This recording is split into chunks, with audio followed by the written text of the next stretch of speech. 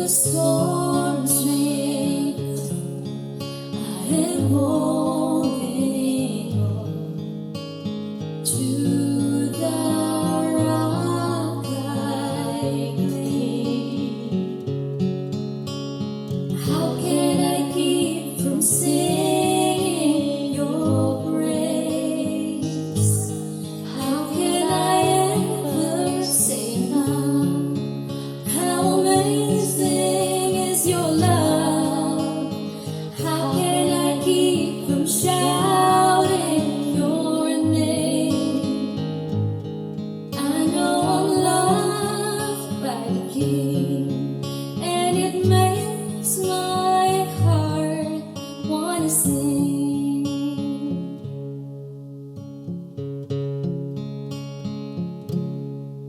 Now we'll lift my eyes in the darkest where all my Savior lives.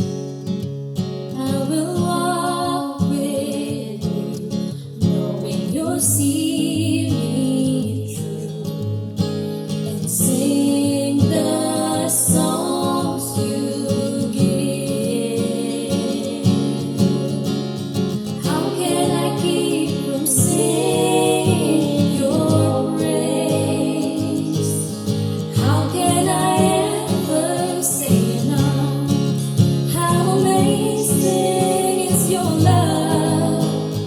How can I keep from shouting your name? I know I'm loved by the King, and it makes my heart wanna sing. I know I'm loved by the King, and it makes my heart wanna sing.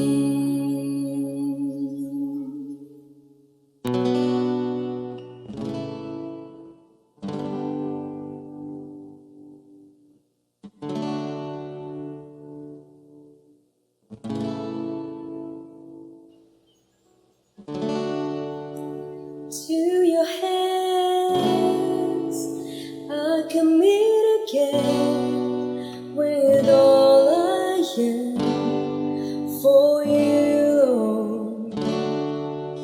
You hold my world in the palm of your hand, and I am yours forever.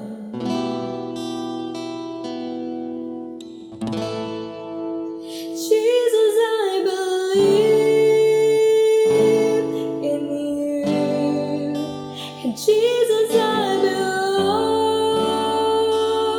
to you, and you're the reason that I live, the reason that I sing with all I am.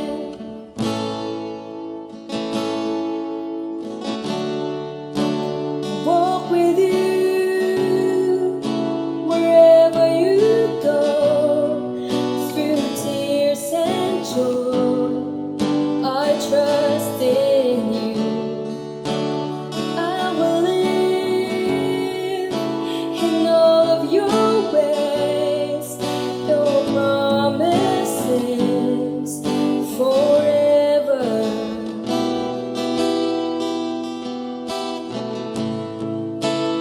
Jesus, I believe in you, and Jesus, I belong to you, and you're the reason that I live, the reason that I sing. Jesus, I believe in you, and Jesus, I belong to you, and you're the reason that I live, the reason that I sing with all I am. Oh, hallelujah.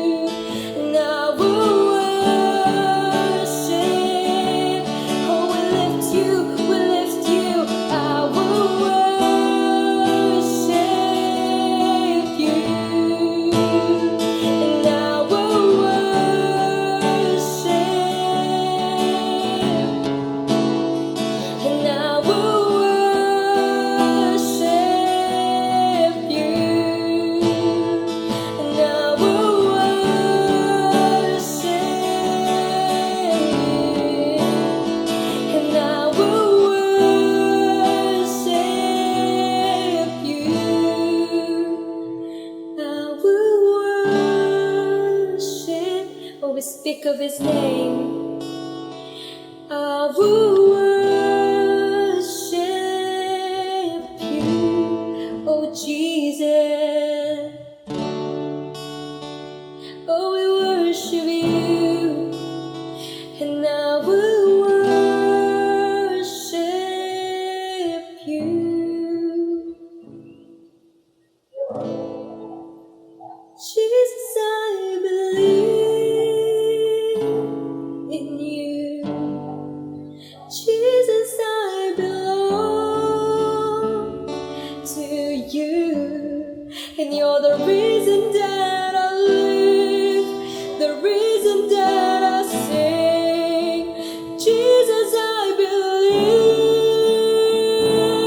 in You, and Jesus, I belong to You, and You're the reason that I live, the reason that I sing. Jesus, I believe in You, and Jesus, I belong to You, and You're the reason that I live, the reason that I sing. Jesus, I believe in You, and we belong to You, and You're the reason that I live, the reason that I sing with all I am, with all I am.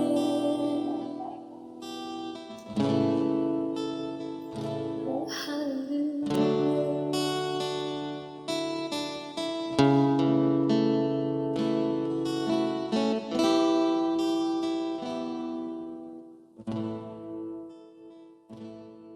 Blessed Sunday, everyone. I hope you stay blessed under the grace and under the presence of God. Nasa mabuti po tayong kalagayan. Tayo po ay patuloy pong mag-aral ng kanyang salita. Atin po itong dalhin sa atin pong mga espiritu, paniwalaan ang kanyang tinapos na gawa sa krus ng Kalbaryo. Amen. Our topic is New Covenant Partakers. Hebrews chapter 8 verse 6. But now he has obtained a more excellent ministry, inasmuch as he is also mediator of a better covenant, which was established on better promises. Na tayo po'y manalangin.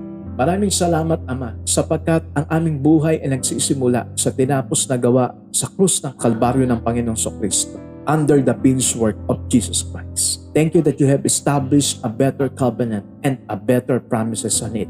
Kaya pinangahawakan namin, hindi mo kami iiwanan kahapon, ngayon, at magpakailan pa man. Ikaw ay nasa aming kalagitnaan. And thank you for the joy of our salvation. And we will enjoy your presence, O God, because we are the righteousness of God. In Christ Jesus we pray. Amen and amen. So, ang pag-aaralan natin ay New Covenant Partakers. Sa ating pong mga buhay, katulad po ng ating nabanggit, ang New Covenant ay mga bagay na ginawa ng Panginoon sa krus ng Kalbaryo under the finished work of the Lord Jesus Christ. Many people think that the difference between the New Testament and the Old Testament is one blank page in the Bible. Hindi po ganon. Ang alam natin sa lumang tipan, in Old Covenant mindset, we deal and relate to an angry, harsh God. Kasi pagka hindi mo nagawa yung kanyang mga kondisyon, susumpain ka ng Diyos. Pag hindi ka nag-pray, hindi ka nag-ayuno, hindi ka nagpagod, hindi ka nagbasa ng Bible 5 chapters a day, mararanasan mo yung hatol ng Panginoon. Pero hindi rin nakasalalay sa ating spiritual activity. Actually, that is the Old Testament mindset. Sa New Covenant, hindi po gano'n. Kasi si Kristo, lahat ng hatol ay tinanggap niya na sa kanyang katawan. Para sa iyo at para sa akin, inako niyang lahat. Ang gagawin mo na lang ay manampalataya sa kanyang pinagpaguran at pinaghirapan sa krus ng Kalbaryo. Kaya hindi na hatol, hindi na galit ng Diyos ang nakikita sa iyo, kung hindi ang tinapos na gawa ni Jesus, ang dugo ng Panginoon na nagbayad ng ating mga kasalanan. Kaya tayo ay may right standing na sa ating Diyos na buhay. Amen? So Hebrews 8:6, ang sinasabi better covenant ay based on better promises. Because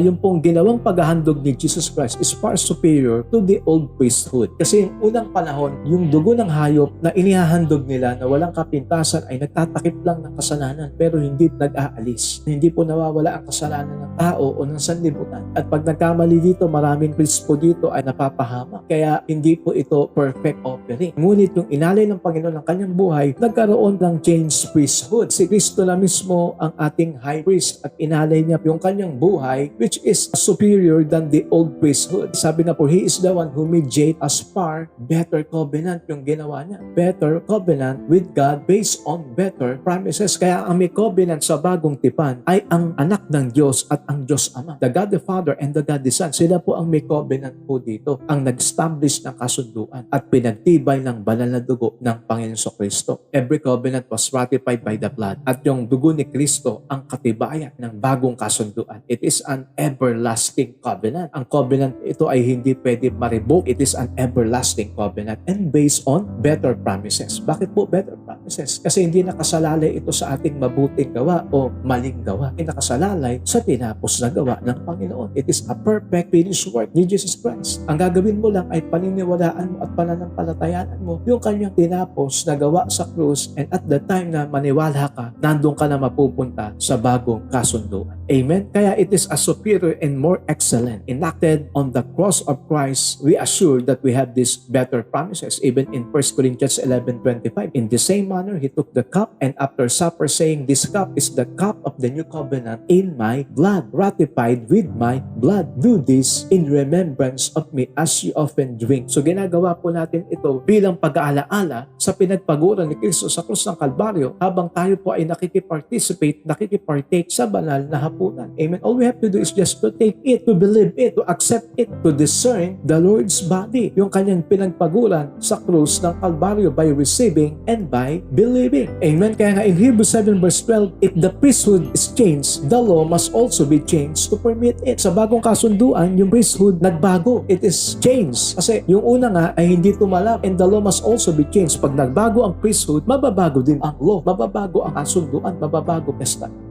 Sabi nga, under the priesthood of Jesus Christ being our mediator, the high priest, in the order of Melchizedek, not in the order of Aaron, nagbago din ang mga kasunduan, ang tipanan, at nabago din ang mga prohibitions nito, yung mga terms and conditions. Ang terms ay maniwala ka lang. Sa lumang tipan, ang terminology, pag nasunod mo perfectly, i-bless ka. Pero pag nagkamali ka ng isa, susumpain ang tao. Pero sa New Covenant, hindi nakabase ang pagsunod mo doon sa iyong pakikipag-covenant sa Diyos. Nakabase sa pagsunod ni Kristo na siya ang gumawa ng tipanan sa Ama. Pag ito'y pinaniwalaan mo, para mo na rin nasunod ang Old Covenant, because all you have to do is just to put your faith not in your obedience but in the obedience of us. Pag ito yung ginawa mo at naniwala ka, you are righteous before the sight of God. Kaya nga John 1:12, to those who receive Him, He gave them the right to become the Son of God. Hebrews 4:16-19, we can come boldly to the throne of His grace. Kaya nga, we cannot mix the old way and the new way. Like the prayer of David in Psalm 51 verse 10, Lord, create in me a clean heart, O God, renew a right spirit within me. Kasi si David ay nag-commit ng kasalanan sa Diyos through Bathsheba. After that committing sin, nakaramdam si David ng condemnation and unworthiness. Of course, alam niya, in verse 11, do not cast me away from your presence, O God. Lumayo ang presensya ng Diyos, and let not your Holy Spirit depart from me. Then 12, restore to me the joy of my salvation, uphold by your generous spirit. Tatlong bagay. Pero dito, sa New Covenant of Grace, ang unang blessing, righteous ka na nung tinanggap mo si Lord. 2 Corinthians 5:21. He took our place and made become the righteousness of God. In Hebrews 13 verse 5, hindi na umaalis sa'yo ang presensya ng Diyos. Ibig sabihin, He will never leave you nor forsake you. The presence of God will not come and go, even in Matthew 18 verse 20. And the joy of your salvation is permanent. Nakareside dyan sa ating born-again spirit. Ephesians chapter 1 verse 3, all the spiritual blessing from on high was deposited in our spirit. Kaya nga tayo po'y pinagpala. Kaya ang panalangin ito ni David sa lumang tipan ay hindi appropriate sa New Testament believer. Yung ganyang kind of approach. Yes, it is scripture, but David is not born again yet at that time. Kaya ganyan yung kanyang panalangin nun. But now, tayo po'y mga born again na. In the New Covenant, He will never leave you. He will never forsake you. Kaya He is our Emmanuel. If you pray that kind of prayer, that is an indication na talagang hindi po natin naiintindihan ang bagong kasunduan. Yung tinapos na gawa ng Panginoon. That God God will come and go based on your performance. Pag gumawa ka ng mabuti, kasama mo ang Diyos. Pag hindi ka na nakagawa, iiwanan ka na ng Diyos. Kaya ang tingin mo sa Diyos ay pag may problema, sinumpa ka ng Diyos. Hindi po ganun. Ang mga problema ay hindi galing sa Panginoon. God has done His part. At perfect ito sa krus ng Kalbaryo. Kaya nga if you commit sin, panahon ni Samson, maalis ang presensya ng Diyos. And you need to beg, but in the new covenant, hindi na tayo nagmamakaawa sa presensya ng Diyos. We can come boldly to the throne of His grace. Kaya nga nasulat yung Matthew 18:20, no, He will not come and go. There am I in the midst of them. So we are blessed in the new covenant. Kung pag-aaralan natin in 2 Kings chapter 1 verse 9, we can see here, may isang hari, ang pangalan ay Ahaziah. King Ahaziah fell sa kanya pong balcony railing, sa kanyang rooftop in-house in Samaria. He was injured. So he sent messenger of to consult Baal-zebub, the god of Ekron. Am I going to recover from this accident? Kumukonsult po siya sa Diyos-Diyosan. So alam po natin sa lumang tipan, ang Diyos ayaw niya may ibang Diyos. Even in our new covenant, sapagkat ang Diyos po natin ay Diyos na mapanibughuin. He consulted. In verse 3, God, angel spoke to Elijah, Tishbe, upon your feet, go out and meet the messenger of the king Samaria with the word, is this because there is no God in Israel that you're running off to consult Baal-zebub, god of Ekron? Nandiyan naman ang Diyos ng Israel. Bakit pa yung haring ito ay kumukonsulta doon sa Baal-zebub, god of Ekron? Sinabi ni Elijah doon sa messenger na pinadala ni King Hezekiah, pinakumunsult kay Baal-zebub, here's a message from God. You've tried to bypass. You're not going to get out of the bed you're in. You're as good as dead already. Elijah delivered that message and was gone. Sabi ni Elijah, hindi ka nagagaling sa iyong kasalanan kasi binaypas mo ang Diyos ng Israel. Dapat sa kanya ka lumapit at kumonsult. In verse 6, sabi, a man came to meet us. They replied, sabi nung inutusan, and he said to us na, go back, bumalik ka na lang sa iyong hari at ito ang pinapasabi ng Panginoon na hindi ka nagagaling, sabi ng Diyos ng Israel. Dahil dito, nung nalaman niya, we can see in verse 9, then he sent an army captain. Nagdala siya ng 50 army soldiers to arrest Elijah. They found him sitting on the top of the hill, si Elijah. Then the captain of him, sabi niya, man of God, the king has commanded you to come down with us. Pinapa-aresto po si Elijah dahil nga doon sa sinabing warning. Then in verse 10, but Elijah replied to the captain, if I am a man of God, that come down from heaven and to destroy you and your 50 men. Then fire fell from heaven and killed them all. Sila ay natupo at nalitsun po sila yung 50 men. In verse 11, so the king sent another captain 50 men and said to him, man of God, the king demanded to come down. Ganun din po ang nangyari. Nasunog din. In verse 12, Elijah replied, I am a man of God, let fire come down from heaven, destroy you, and let your 50 men. Again, same scenario, hanggang umabot po yung verse 13. So natupo at yung hari dito ay hindi gumaling. Ganun po makipag-deal. Kaya nasanay tayo sa ganito Old Testament mentality na ang Diyos ay mahigpit at malupit na Diyos. So the king sent this messenger to take Elijah captive. He sent 51 men to chase Elijah. Pero iba yung nangyari. In Luke chapter 9, verse 54. Katulad ng mga disciples, no, ito yung nangyari. And when his disciple James and John observed this, they had, Lord, do you wish us to command fire to come down from heaven and consume them even as Elijah did, no, in 2 Kings 1, 9-16. So may Old Testament mindset yung mga alagad. Makikita natin dito, verse 55, but Jesus turned and rebuked them. Ayaw ng Panginoon na yung ganung pamamaraan in the new way. But in the old way, ganun po. Because Jesus was a person of grace. He doesn't want to dispense curse o condemnation, but He wants to dispense grace. So ibig sabihin, yung Old Testament scripture, we need to study the Old Covenant in the light of the finished work of Jesus Christ. In the light of the new covenant-based relationship. Kasi i-emulate natin ito eh. Kaya pag may problema, may nagalit sa atin, Lord, tupukin mo nga yun ng banal na apoy. Gusto ko yung ministry ni Elijah. Pero hindi na po yan sa bagong kasunduan. Because Jesus Christ is the person of grace. Kaya we need to read the scripture in the light of the new covenant. In John 13 verse 34, a new commandment I give to you, that you love one another as I have loved you, that you also love one another. Kasi binigay na ng bagong kasunduan ang ating Panginoong Jesucristo. Actually, nung sa kanina sa Luke 9, papunta kasi si Lord doon sa Samaria at hindi rin siya welcome dito. Kaya nandun na yung mga alagad, sabi na humingi ka ng apoy. Nung naalala natin yung King Hezekiah ay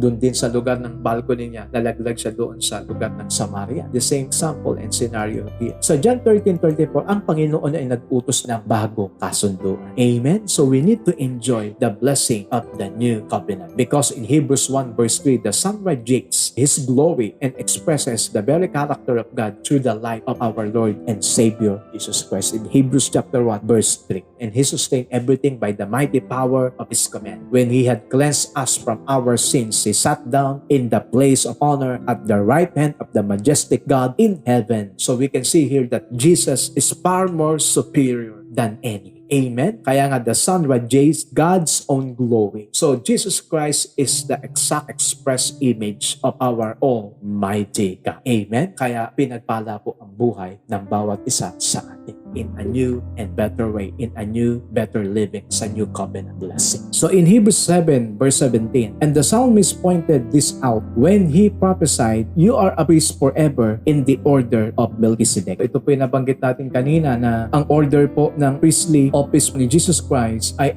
in the order of Melchizedek, not in Aaron o doon po sa tribe ng Levites. Ito pong verse, ito ay kinote doon sa Psalm 110 verse 4 na makikita rin natin dyan that the Lord made the promise He sworn and will not revoke. You are a priest forever after the manner and order of Melchizedek. So Psalm 110 verse 4. So, ito po yung naganap doon sa Hebrews 7 verse 17. Ang pinopoint dito ay si Kristo, He will be the priest forever in the order of Melchizedek, hindi in the order of Aaron. Kasi yung pong sa Mount Sinai, ito po ay order ng priesthood kay Aaron, in Levitical way. Pero yung way po dito sa kay Melchizedek ay hindi katulad yung kay Aaron. Pero sabi po dito, darating yung panahon na magkakaroon ng changing ng priesthood in the order of Melchizedek. Ibig sabihin, there is a disannulling of the commandment because of its weakness. Kasi alam natin, pag nanatili po yung priesthood under of Aaron, walang makakatupad po nito. Ang lahat po ito ay sablay. Ibig sabihin, pag hindi mo nasunod sumpa talaga, in Jeremiah 31, makikita natin doon na talagang kasumpa-sumpa na naranasan ng bansang Israel. Kaya nga,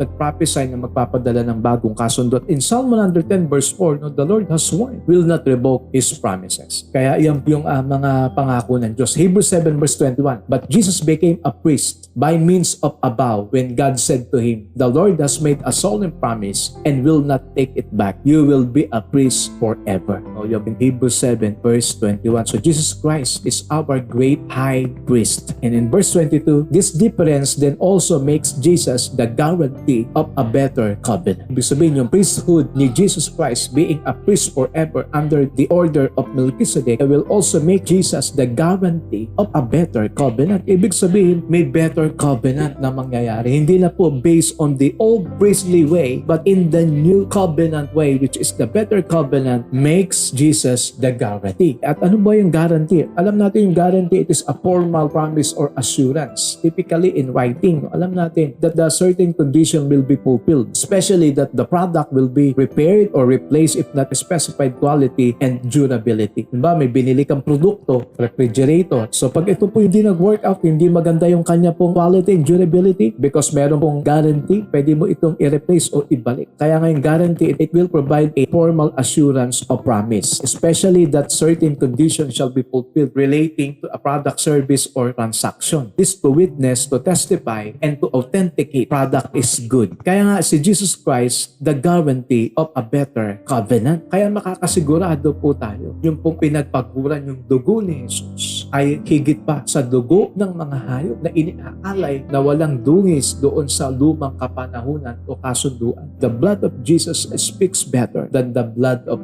animals. Of course, that is the blood of Jesus Christ. Amen? Being offered to the cross. Without the shedding of His blood, walang remission of sin. Kung walang pagbububo at pag-aalin ng dugo, wala pong na mai-establish na maganda o panibagong kasunduan. Kaya yung dugo ni Kristo ay nag-establish ng bagong kasunduan. Ibig sabihin, shows Melchizedek is superior to the Old Testament priesthood. Mas higit yung priesthood ministry ni Melchizedek nung po sa priesthood na ginawa ni Aaron sa Mount Sinai. Mas effective itong na si Jesucristo po ang larawan ng tinatawag nitong high priest and perfect priesthood sacrifice. Amen? Kaya nga dito makikita natin, if you will change the priesthood, you will change the whole law. Kasi hindi mo po pwedeng baguhin ang law kung walang pagbabago ng priesthood. Ibig sabihin, pag bago ang priesthood, automatically, magbabago rin yung law. Magbabago rin yung kasunduan. At yung mga promises nito o yung mga condition po na hinihingi ng isang kasunduan. At ang maganda po dito, in Hebrews 7 verse 12, and if the priesthood is changed, the law must also be changed. Kasi hindi po pwede in the order of Melchizedek, in the order of the priesthood nga, the finished work of Jesus Christ, tapos under pa rin tayo ng Ten Commandments. Hindi po. Pag ikaw ay under sa priesthood ni Melchizedek, nakaturo doon sa tinapos na gawa at pag-aali ni Kristo bilang high priest natin sa krus ng Kalbaryo, na siya na mismo nagsakripisyo at nag-alay ng kanyang buhay. Ibig sabihin, mababago rin po ang kasunduan. Yung Old Testament law ay marireplace at mapapalitan, madidisannulled ng bagong kasunduan. And the word disannulled, alam natin yung word na annulled ay a very powerful word. How much more the word disannulled? Yung disannulled ay superior word. It will be replaced by a superior and a better covenant through the finished work of Jesus Christ. Yun po ang ibig sabihin. Kaya in Hebrews 7 verse 13, for the priest we are taking about belongs to a different tribe whose members have never served at the altar as priest. For the priest we are talking about belongs to a different tribe. Yung priesthood ni Jesus Christ in the order of Melchizedek ay hindi nanggaling sa tribo ng Levites o hindi ito nanggaling in the order of Melchizedek. In fact, Jesus Christ came from the tribe of Judah. Hebrews 7 verse 14, our Lord came from the tribe of Judah and Moses never mentioned priest coming from the tribe. Remember, ang tribo ng Huda, diyan nakanilig po yung mga hari, tribe of the king. Kaya ang Jesus Christ is the lion king of the tribe of Judah. Melchizedek is the same king and the same priest. Melchi means king, then Sedek is righteousness. Kaya nga si Melchizedek na king of righteousness become also the king of Salem, king of peace. Kaya in Hebrews 7 verse 14, so what I mean is our Lord Jesus Christ came from the tribe of Judah. Hebrews 7 verse 15, this change has been made very clear since a different priest who is like Melchizedek has appeared. Hindi po, hindi under ng priestly ministry ni Aaron na binil doon sa Mount Sinai ang order, kung hindi galing sa order ng priestly ni Melchizedek has appeared. It is a different priest. Hebrews 7 verse 16, Jesus became a priest not by meeting the physical requirement of belonging to the tribe of Levi, but by the power of a life that cannot be destroyed. Kaya nga, napaka-bisa ng priestly ministry ni Jesus Christ. Hindi siya nanggaling doon sa performance base ng physical requirement of the law. Although Christ fulfilled and kept the law. Siya lang po ang naka-kept nito naka-fulfilled it. He fulfilled it for us. He finished it for us. Hindi niya inabolish. Tinupad niya para sa atin. Amen? Kasi ang law naman talaga ay banal at holy, perfect. Wala naman problema dito. Wala naman diferensya sa law. Siya po ay holy. Because of His holiness and perfection, ang prohibition, ang requirement is dapat tupadin mo ang pinag-uutos dito. Wala nga pong makatupad Only Christ kept the law. Kaya pag hindi mo natupad ang old way sa priestly ministry ni Aaron, you will earn curses up to 4th generation. Pero dahil si Kristo, tinupad niya ito para sa atin, nagbago ang prohibition, nagbago ang terms and condition. Ang kondisyon ay mananampalataya ka lang sa tinapos na gawa ni Jesus. Hindi mo na kailangan sundin ang 10 utos to attain the holiness of the law or to attain the righteousness of God. But all you have to do is to have faith to the finished work of Jesus. Amen. And that covenant and offering na inalay ni Kristo being our high priest is a very powerful, a life na nakapaloob po dito that cannot be destroyed. In Hebrews 7 verse 16. Now, Hebrews 7 verse 17, the psalmist pointed this out when he prophesied, you are a priest forever in the order of Melchizedek. So Psalm 110 verse 4, the Lord has sworn that He will not revoke that to change it. You are a priest forever after the manner and the order of Melchizedek. Hindi na po sa manner ng Levitical way na ginawa ni Aaron, kundi in the order, in the manner of Melchizedek. And He will not revoke or change it. So nagkaroon dito kasi ng disannulling of the commandments. Mabigat ito sa iba, ganun pa man yung ang katotohanan. Hebrews 7 verse 18, the former regulation is set aside because it was weak and useless. No? Ibig sabihin, yung lumang tipan at yung mga regulasyon at mga prohibition, yung mga utos na nakapaloob dito at the former regulation is set aside because it was weak and useless. Wala po itong pakinabang sa atin. Bakit useless? Hindi natin kasi ito makikep We cannot fully obey it. Kundi nagkawindang-windang ang buhay ng mga Israelita dito at nagkasumpa-sumpa at nagkasalo-salo. Kaya nga in Hebrews 7 verse 18, basahin natin sa King James, for there is verily a disannulling of the commandment. No? ibig sabihin, verily, a disannulling of the commandment, going before the weakness and unprofitableness. Kaya makikita natin, because the priesthood is changed, there is a disannulling of the commandment. Meaning, ng disannulling, parang walang nangyari, meaning like it never happened. Ibig sabihin, dinisannul yung lumang kasunduan, yung parang walang nangyaring kasunduan noon. Ganun po ang ibig sabihin po ng word na disannulling. Kaya sabi ko kanina, annulling is a strong word. No, but disannulling is a superlative word. Super annulling. As if never was anything like that exists before. It's annulled because of its weakness and unprofitableness. Kaya ito dinisannul. Romans 7 verse 12. Therefore the law is holy and the commandment holy and just and good. Walang diferensya sa 10 utos, the 10 commandments, the old covenant. Ang hindi lang good, pag hindi mo nga natupad, imbis na pagpapala, sumpa ang iyong aanihin. Kasi yun ang kondisyon. Dapat tuparin lahat upang mapasa iyo ang biyaya.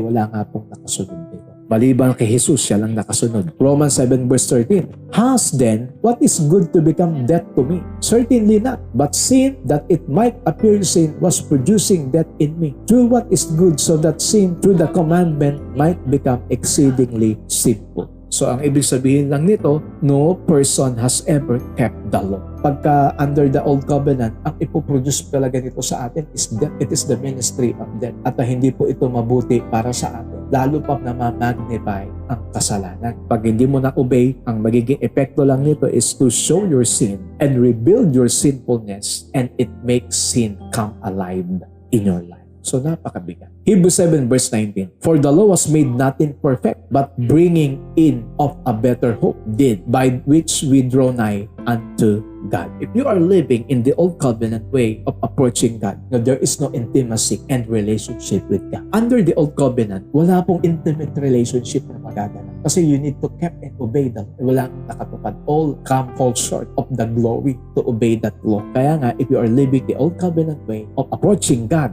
ganito ang gusto mong way of approach to the Lord, wala pong intimate relationship. It actually separated you from God. Lalo ka lang malalayo sa Panginoon. At pag hindi mo nasunod ito, it make you guilty. Nandun po yung sense of unworthiness. Kaya yung sense of unworthiness and feeling guilty, it is a low old mentality. Like in Psalm 51 verse 10, nung si David nung nagkasala, nandun po yung guilt, nandun po yung shame, nandun po yung sense of unworthiness. Nag-depart ang presence of God. Because that is the old way. If you will not fully obey and keep the law, the presence of God will depart. Kaya nga, yung law, pag hindi mo nasunod, the effect is actually will separate you from our God. So gusto ba natin ito? The presence of God will come and go. Hindi po natin yan gusto. Sapagkat God established a better way. New covenant partakers po tayo. Kaya nga in Hebrews 8 verse 6, balik tayo sa ating teksto. But now, He has obtained a more excellent ministry. Anong excellent ministry? Yung priestly ministry ni Jesus Christ. Paano ba nagiging excellent yung ministry ng mga pari ng lumang tipan? Pag naghandog sila ng tupa na walang kasalanan at natakpan sa pamamagitan ng dugong inalay doon sa tabernakulo, natakpan ang kasalanan. The best way lang na magagawa ng Old Covenant ay kumuha ng perfect lamb ng mga alay ng mga tupa upang matakpan ng kasalanan. That is the best way. But in the New Covenant has obtained a more excellent way. Excellent ministry. Inasmuch as He also, Jesus Christ, mediator of a better covenant, which was established on better promises. So napakaganda po yung excellent ministry dito ni Jesus. Inalay niya mismo. Hindi siya naghanap ng tupa na may aalay. Siya mismo ang sarili niya ay inalay niya sa krus ng Kalbaryo. At yung dugo niya ay sumisigaw ng ating kapatawaran. Yung dugo niya na sumisigaw ng it is finished. Inako niya ng lahat ang ating sumpat kahirapan. Amen. At ngayon, we have received an excellent ministry of Jesus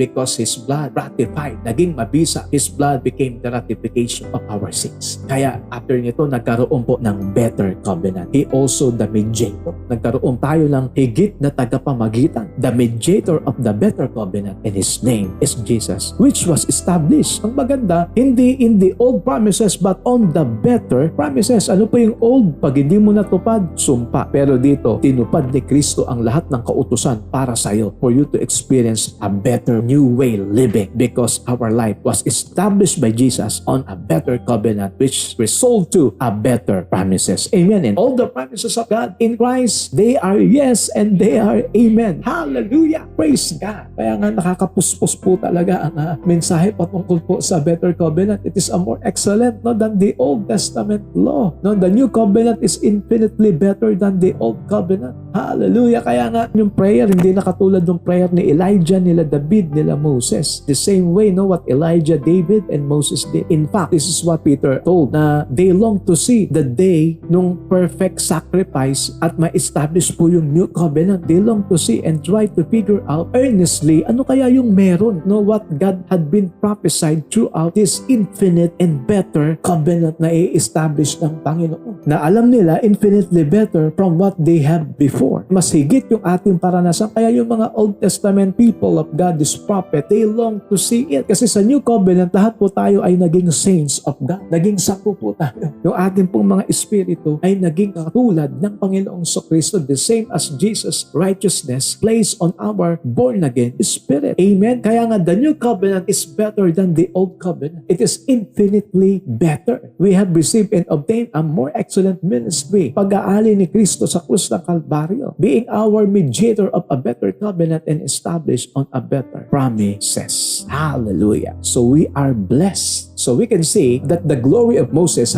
cannot be compared to the glory that we have today. Sabi nga, kung si Moses lang ay wini-wish niya rin. Minsan tayo wini-wish natin. Gusto natin yung glory nung natanggap ni Moses. No, nakakatakot po yun kung totoosin. But Moses' wish is what we have that we have today. Mas gusto niya yung ating kapanahon. Because what we have is an infinite and superior covenant. But most Christians today, they want to mix the old covenant and the new covenant, like what David did in Psalm 51. Katulad po yung 2 Chronicles 7:14. It is written specifically for the Israelite people, if they shall humble themselves and pray, turn from the wicked ways, so I will hear from heaven, forgive their sins and heal their land. Hindi po ito ang dasal natin. That is prayer yung pong panahon ni Solomon at specifically for them. Hindi ganyan yung dasal natin ngayon. That is the old pattern way of prayer. Kung mag-humble ka, then God will hear from heaven. No, we are now praying in the name of Jesus. Amen? And in that name, kahit ano ang genealogy mo, kahit ano ang lahi mo, walang Hudyo, walang Hintil, walang Pagano, Acts 4:12, walang ibinigay na pangalan in that name. Sukat ikaligtas ng bawat isa, kundi ang pangalan ni Jesucristo. So now we are praying in behalf of our great high priest mediator in the name of Jesus, that every knee shall bow and every tongue will confess that Jesus is Lord, to the glory of the Father. Hallelujah. So we have a brand new heart already. Amen. We have a brand new spirit living inside of us. What we need is a transfigured mind. Let us read 2 Corinthians chapter 3 verse 6. Nasabi, who also made us sufficient as minister of the new covenant, not of the letter, but of the spirit. Who also made us sufficient as minister of the new covenant, not of the letter, but of the spirit. For the letter kills, but the spirit gives life. No? Kaya ito po, nung bumaba ang glory kay Moses, na ibinaba niya sa pong utos ng Diyos. Nung nag-preach siya, 3,000 ang namatay on the first Pentecost. No, but when the disciples received the baptism of the Holy Spirit in the book of Acts chapter 2, when they preached the gospel of grace, no, the gospel, the good news of God, 3,000 got saved. So yun po yun. Kaya nga, ibig sabihin, bumaba ang Espiritu ng Diyos, no? Doon sa day of Pentecost in Acts chapter 2, then the Spirit gives life, but the letter kills pag hindi mo nasunod. Amen? E sablay lahat ng mga Israelita, kaya 3,000 ang namatay. 2 Corinthians chapter 3 verse 7, but if the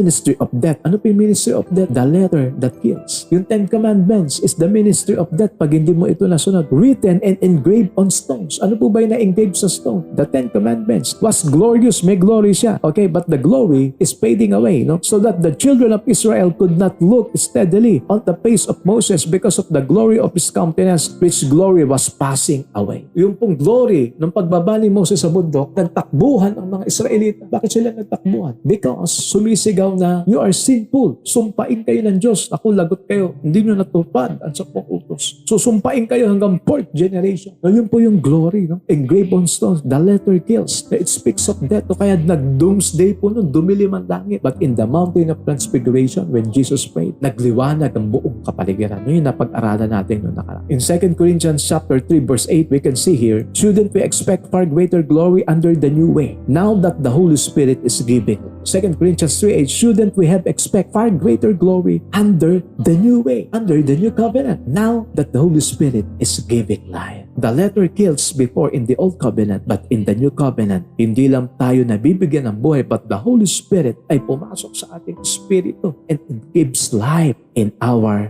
spirit, in our soul life, in our physical. Shouldn't we expect far greater glory under the new way? Hindi natin to inaasahan, pero yan po ang katotohanan. We have received a greater glory under the new way. Underline the word, no? Under the new way, we receive a greater glory. Amen. Do you want a greater glory in the presence of God? Be under in the new way. Hallelujah. The new way is the new covenant. 2 Corinthians chapter 3 verse 9. If the old way which brings condemnation was glorious, how much more glorious in the new way which make us right with God? The new way, the new covenant, it speaks of your being right with God. You are the righteousness of God in the new covenant. Because Jesus is our high priest. Only the perfect high priest is the Lord Jesus Christ. Being the mediator, being the perfect sacrifice, being the perfect blood sacrifice. At yun po ay hatid ay bagong covenant, new way, which make us the righteousness of God.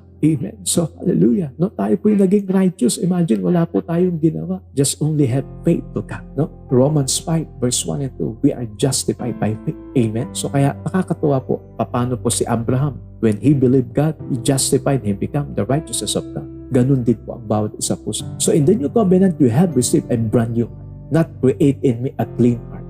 Kaya nga ang problem is Romans 12 verse 2, renewing of our mind. Cannot be transformed by praying in your heart to renew your mind, but by the pure water of the Word of God. Ephesians 5:26. Hindi tayo matatransform yung ating pong isip pagka nanalangin lang po tayo sa ating mga puso. Kasama po yun, mananalangin ka sa iyong puso, pero ang pure Word of God ang nagtatransform ng ating isip. Ephesians 5:26. So what we need is the pure water of the Word. And the pure water of the Word is the Word of the gospel. It is the gospel of grace. It is the gospel that say it. You are under the new covenant and you are under the finished work of Jesus Christ. Amen. Yung John 3:16. For God so loved the world that He gave His only begotten Son. Whosoever believe will not perish but have an everlasting life. John 3:17. For the Son of Man came not to condemn the world but to give life to the world. Hindi niya para hatulan ang mundo kundi magbigay ng buhay. Hindi lang ng buhay kundi John 10:10 buhay pa nakasiyasiya. Amen. That is the good news of salvation under the gospel of grace. Kaya we don't need anymore na hihingi pa tayo ng bagong puso sa Panginoon. Kailangan lang mabago yung ating pong isip. We don't know what we've got in the Spirit. Hindi lang kasi alam ng marami kung ano yung meron tayo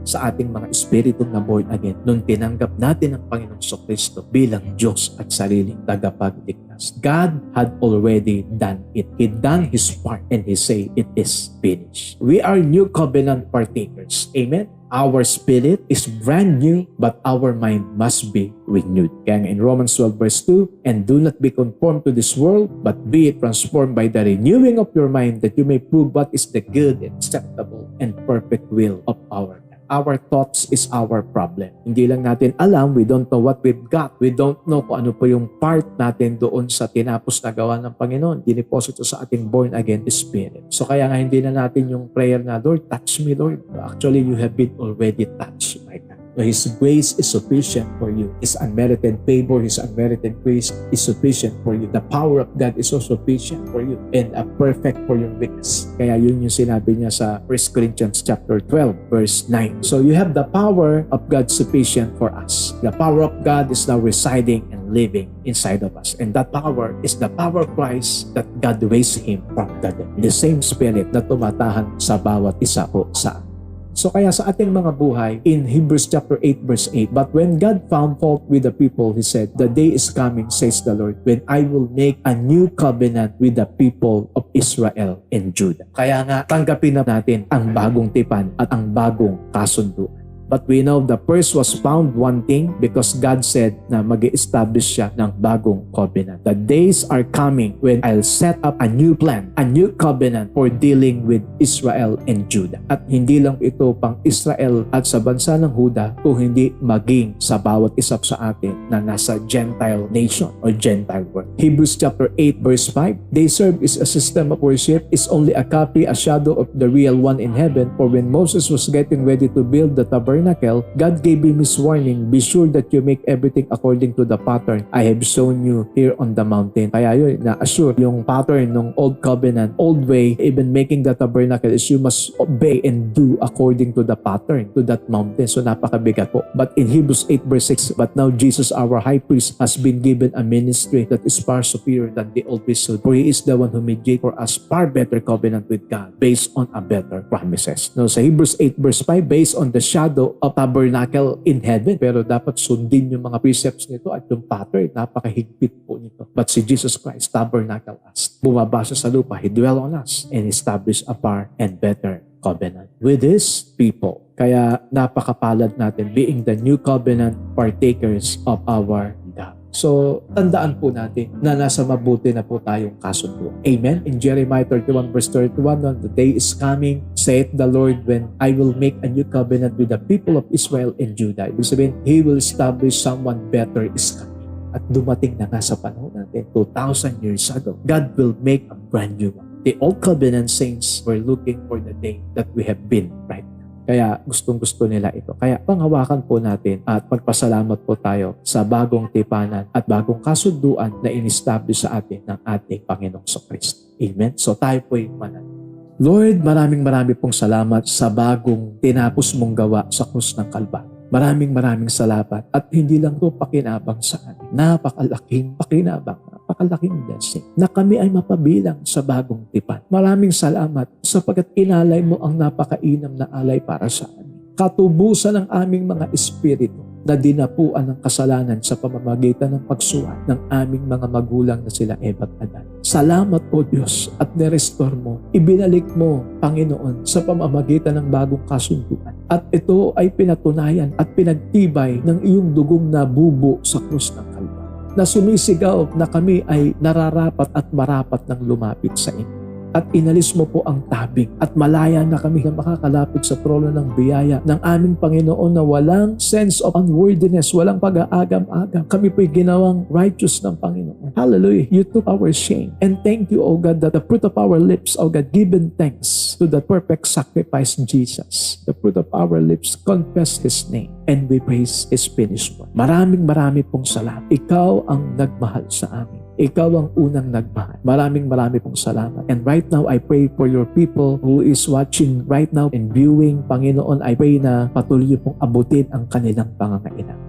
Once we receive you as our Lord and personal Savior, we are belong to the new covenant blessing. Hallelujah. We are the partakers of a better covenant established and ratified by the blood of Jesus Christ. Maraming pong salamat at siguradong ang aming kaligtasan sa pangalan ng Panginoong Kristo. Oh God, bless your people. Kayo pong kumatagpo ng lahat ng kanilang mga dasal, even their supply. We worship you and we give you praise and we give you thanks. In Jesus' name we pray. Amen and amen.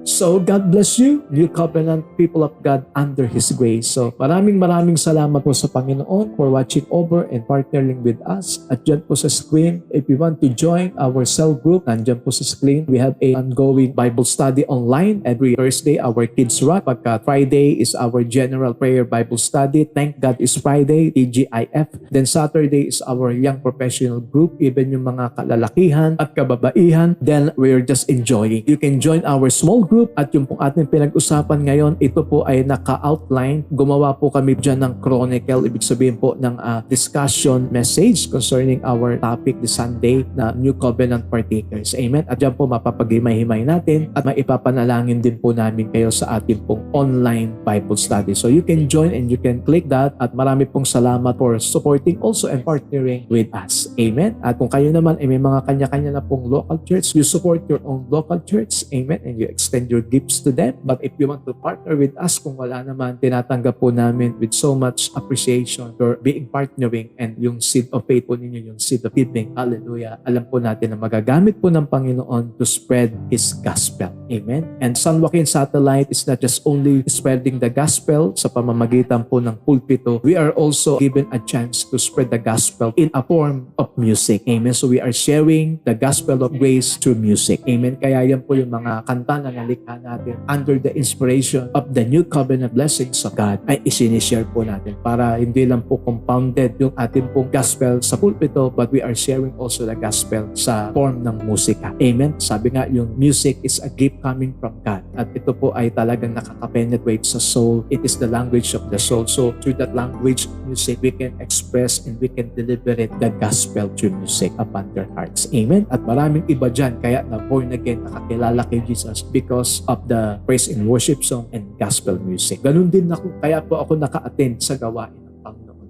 because I heard na may mga nagpupuri at nagkakantahan sa Panginoon. Yun po yung humatak sa akin, also the gospel music. Praise be to God and thank you for your prayers, hallelujah, and for your partnering with us. Stay blessed, stay protected in Christ.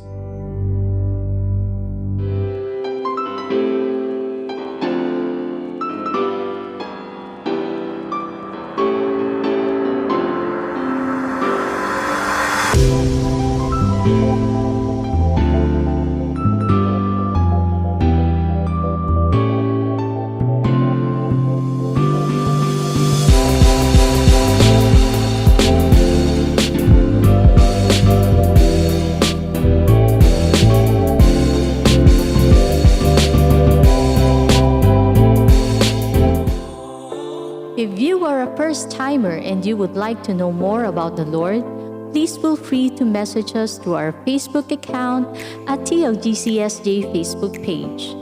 If you want to grow more in the Lord, we have online Bible studies through cell or small group which you can join. Please feel free to reach out. We will be more than happy if you will be a part.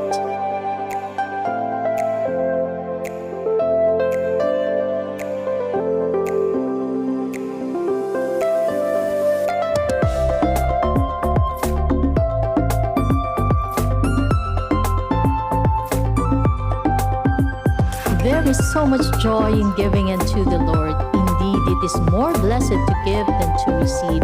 And I know you want to be a part of this awesome opportunity. Here's how.